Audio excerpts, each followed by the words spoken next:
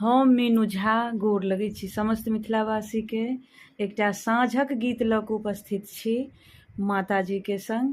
कोशिश करै छी अपने लोकनिके नीक लागै।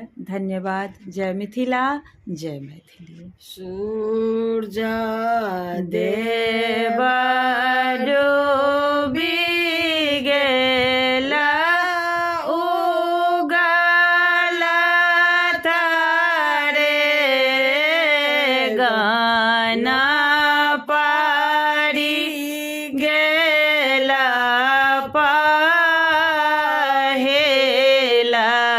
साँझ गे माए, पड़ि गेला पहिला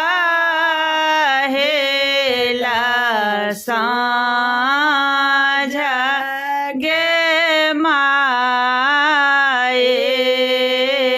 माटी के दिया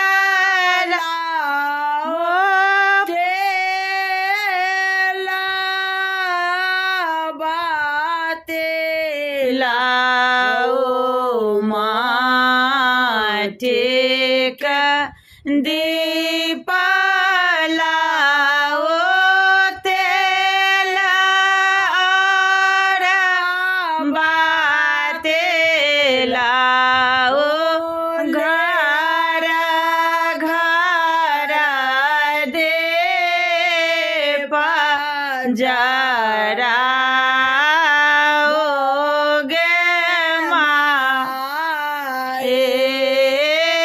घर घर दीप जराओगे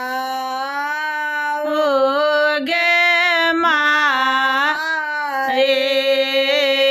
पहिने जे दीप ले सो घर के गोसाउन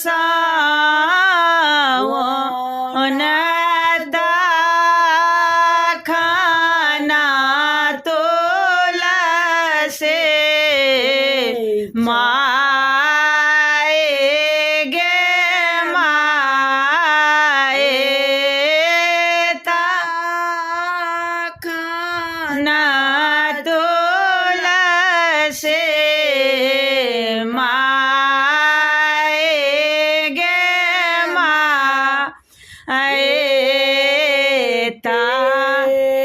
सारा दीप ले सो बाबा बार के चारे माँ को बरजा राओगे माए। चारे माँ दीप को बर घर गे माए।